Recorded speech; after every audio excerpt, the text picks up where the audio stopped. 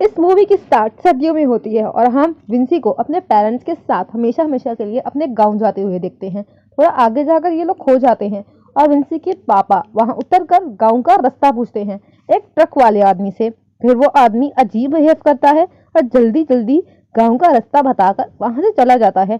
ये लोग सबसे पहले गांव में पड़े एक खाली चर्च में जाते हैं क्योंकि विंसी के पापा पहले यहाँ पर प्रीस्ट थे और ये लोग इस चर्च को दोबारा चलाने का सोचते हैं। नेक्स्ट डे विंसी का स्कूल में एडमिशन हो जाता है और स्कूल जाते हुए विंसी के पापा उसे समझाते हैं कि स्कूल में अच्छे से रहना, कोई लड़ाई मत करना, मार्क्स के साथ यहाँ से ग्रेजुएशन कर लेना। विंसी अपनी क्लास में आता है और खुद को इंट्रोड्यूस करता है। पूरी क्लास में इसकी नजर जाती है एक बहुत इनोसेंट लड़की चू पर। उसकी हालत बिल्कुल ठीक नहीं थी। लड़के उस लड़की को बुली कर रहे होते हैं। ये तीनों लड़के क्रिमिनल होते हैं। इन लोगों के हिसाब से स्कूल के बच्चे कितना ही बड़ा क्राइम क्यों ना कर दें, उन्हें सजा नहीं दी जाती, इसीलिए तीनों क्रिमिनल यहाँ पढ़ रहे थे। जो का कोई फ्रेंड नहीं था, पूरी क्लास तो क्या पूरे विलेज में उसका कोई फ्रेंड नहीं था क्योंकि सब उसे बुली करते थे। गाँव वालों का ये मानना था कि जो के फादर ने एक कत्ल किया है एक लड़की का। हालांकि उसके फादर बेगुनाह साबित हो चुके हैं पर फिर भी गांव वाले उसे तंग करते हैं।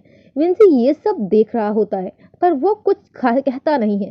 क्रिमिनल विंसी को कहते हैं कि देख, अगर तू चू के साथ बात करेगा और उसके साथ रहेगा तो तुझे भी बुली होना पड़ेगा। और ये क्रिमिनल विंसी को उनका फ्रेंड बनने का बोलता है और विंसी किसी भी मुसीबत में नहीं पड़ना चाहता था तो इसीलिए वो उनका दोस्त बन जाता है और दिन ऐसे ही गुजर जाते हैं। चू को कोई भी ऐरा गैरा आकर बुली करता है। विंसी सब देखता है पर कुछ कहता नहीं है। एक दिन क्रिमिनल विंसी को हार्डवेयर शॉप से पैसे चुराने के लिए भेजते हैं और विंसी चुराता भी है उन क्रिमिनल से बचने के लिए, पर शॉप ओनर उनको देख लेता है। यहाँ पर विंसी के मॉम डैड सब गांव वालों को मना रहे होते हैं कि तुम लोग अब चर्च में आओ, अब चर्च खुल चुका है। पर एक शॉप लेडी गुस्सा हो जाती है क्योंकि वो कहती है कि तुम लोग यहाँ से सामान तो खरीदते नहीं हो और आ गए हो हमें चर्च में बुलाने। उसकी मॉम उसका दिल रखने के लिए एक लिप बाम खरीद लेती हैं। अगले दिन क्रिमिनल विंसी को कहते हैं कि तुम्हारी गलती की वजह से कल शॉप ओनर ने हमें देख लिया तो अब तुम्हें सजा मिलेगी। तुम्हें चू का हाथ पकड़कर उसको घर छोड़कर आना होगा। चू इतना ज्यादा बुली होती थी कि किसी अनजान लड़के का उसका हाथ पकड़ना उसके लिए काफी आम बात थी। विंसी उसको लेकर उसके घर आ जाता है। चू के फादर विंसी को अंदर बुलाते हैं और विंसी को उसके साथ खाना खाने को कहते हैं। क्रिमिनल उसको बाहर से कॉल कर रहे होते हैं। जब वो रिप्लाई नहीं करता तो थोड़ी देर बाद क्रिमिनल्स चू के घर में पत्थर फेंकने लगते हैं। वहां चर्च में विंसी के फादर सबको वेलकम करते हैं। चर्च में लोग तो आते हैं पर ज्यादा नहीं आते। विंसी अपने क्रिमिनल दोस्तों के साथ खेल रहा होता है तो बॉल जंगल में चली जाती है और उसको विंसी लेने जाता है और वहां विंसी को एक गड्ढे में पड़ी एक बकरी का बच्चा मिलता है जो उसमें फंसा हुआ था। ये बिना हेल्प किए वहां से वापस आ जाता है और अगले दिन उसी हार्डवेयर शॉप पर जाता है चोरी किए हुए पैसे वापस करने के लिए। पर वहां दुकान बंद होती है। यहाँ पर चू मिल जाती है और ये विंसी उसको अपने साथ खाने के लिए इनवाइट करता है। दोनों एक रेस्टोरेंट में जाते हैं। विंसी इसे एक लिप बाम देता है। ये वही लिप बाम था जो विंसी की मॉम ने शॉप वाली से खरीदा था क्योंकि उसकी मॉम तो इसे यूज नहीं करती थी, इसीलिए विंसी वो चू को दे देता है।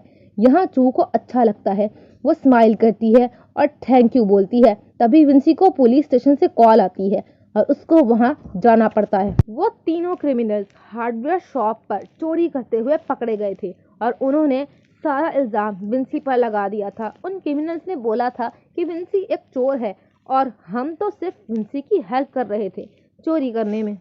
और विंसी मान भी जाता है कि हाँ, पैसे मैंने ही चोरी किए थे। विंसी के फादर उसको बहुत मारते और डांटते हैं और कहते हैं कि गांव के चर्च के प्रीस्ट का बेटा ऐसे काम कर रहा है। विंसी माफी मांगता है और अगले दिन चू स्कूल आती है तो विंसी से मिलती है और यहाँ विंसी इसको स्नैक्स देता है। क्लास में 3 क्रिमिनल में से एक चू को आकर बुली करता है, स्नैक्स छीन लेता है और टेबल पर फैला देता है और उसके कपड़े भी गंदे कर देता है। पूरी क्लास के लड़के काफी खुश हो रहे होते हैं।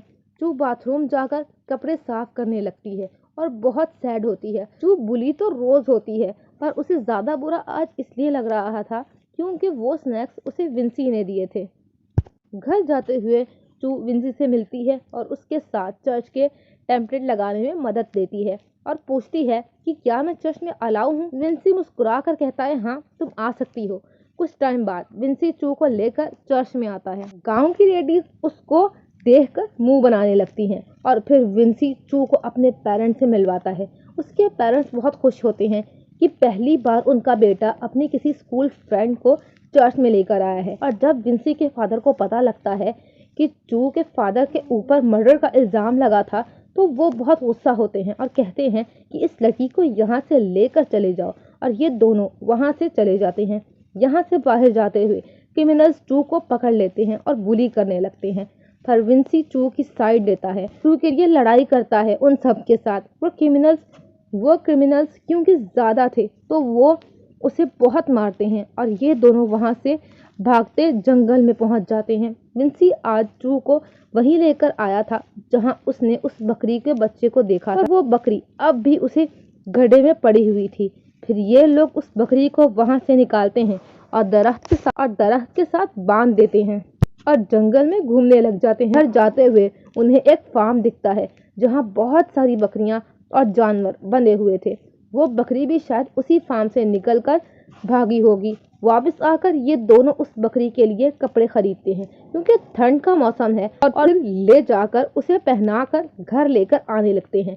पर तभी गोट फार्म का ओनर उन्हें पकड़ लेता है और कहता है कि लाओ बकरी मुझे वापस करो। विंसी उसको बकरी नहीं देना चाहता और कहता है कि रहने दो, हम इसको घर लेकर जाएंगे। फिर वो आदमी उस बकरी के बदले पैसे मांगता है। विंसी कहता है ठीक है, मैं कल पैसे लाकर दे दूंगा और ये बकरी को इनके साथ जाने देता है। विंसी और चू की फ्रेंडशिप अब और स्ट्रांग होने लग जाती है। चर्च में सब आए हुए थे क्योंकि आज एक लड़की की डेथ एनिवर्सरी मनाई जाएगी और इसी लड़की के खून का इल्जाम चू के फादर पर लगा था। इस चर्च में चू भी आई हुई थी और सभी चू को घूर कर देख रहे थे जैसे उसी ने उस लड़की को मारा हो।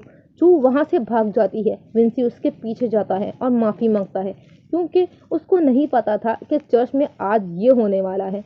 ये दोनों बस स्टैंड पर आकर बैठ जाते हैं। विंसी बोलता है कि मुझे पता है तुम्हारे फादर ने खून नहीं किया, ये बात मैं साबित कर रहूंगा और असली कातिल को पकड़ लूंगा।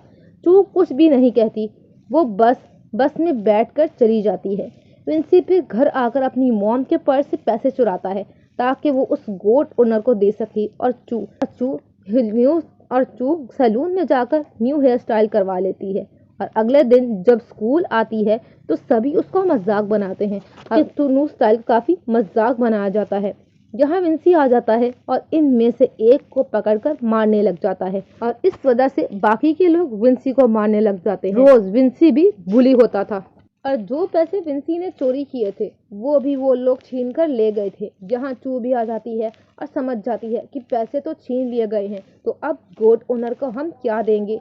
ये भागती हुई गोट ओनर के पास जाती है और कहती है कि हमारे पास पैसे नहीं है। गोट ओनर उसके साथ जंगल में आ जाता है और कहता है कि मुझे गोट वापस कर दो। और अब यहाँ विंसी भी समझ गया था कि चू ने उसको देख लिया है, पिटते हुए पैसे भी छीनते हुए देख लिया है। अब उसको पता है कि चू अब कहाँ गई होगी। विंसी क्रिमिनल में से एक को मारता है और उससे पैसे छीनकर गोट ओनर के पास भागता है पर घर पर गोट ओनर नहीं मिलता। फिर वो भागता हुआ जंगल में आ जाता है तो वहां पर देखता है कि गोट वहीं पर बंधी हुई है और चू की हालत खराब है, उसके कपड़े भी उतरे हुए हैं। विंसी को लगता है कि चू ने शायद गोट के बदले अपना जिस्म बेच दिया है, पर यहाँ पर ऐसा नहीं होता। थोड़ी देर बाद विंसी समझ जाता है कि उस आदमी ने चू का रेप किया है और यहाँ पर विंसी को कुछ समझ नहीं आता तो वो भाग जाता है। चू गोट लेकर अगले दिन स्कूल में आती है। विंसी स्कूल नहीं आया होता। यहाँ भी चू जाती है, उस गोट को अपने साथ लेकर जाती है। वो चर्च में भी गोट को लेकर आ जाती है। विंसी यहीं पर बैठा हुआ था। चू उसके पास आती है पर विंसी तो उससे नजर ही नहीं मिलाता और ना ही उससे बात करना चाहता है। दिन खत्म हो जाता है और रात को चू गोट के साथ बस स्टैंड पर बैठ जाती है और गोट अचानक भाग जाती है। अंधेरा काफी होता है तो उसे ढूंढने की काफी कोशिश करती है पर गोट उसको नहीं मिलती और उस अंधेरे में हम चू को भी गायब होता हुआ देखते हैं। अगले दिन विंसी स्कूल आता है पर उसे चू वहां नहीं दिखती। ये स्कूल के बाद गोट ओनर के घर जाता है और सभी गोट को भगा देता है। चू को तलाश करता है और जंगल वाले रास्ते पर आ जाता है। वहीं उसे वो गोट दिखती है जो चू से खो गई थी। विंसी उसके पीछे भागता हुआ गिर जाता है और ये विंसी वहीं गिरा हुआ आसमान को देखने लग जाता है। आज स्नोफॉल हो रही थी, वो भी धूप में, जबकि सूरज के अंदर स्नोफॉल होना मुमकिन नहीं है और ये रोने लग जाता है। ये फिल्म यहीं खत्म हो जाती है। आप लोग सोच रहे होंगे कि चू कहाँ गई और चू के डैड पर जो खून का इल्जाम लगा था उसका क्या हुआ। तो यहाँ पर मूवी को ओपन एंडिंग दी गई है, मतलब अब आप लोग इसकी एंडिंग खुद से कुछ भी सोच सकते हैं।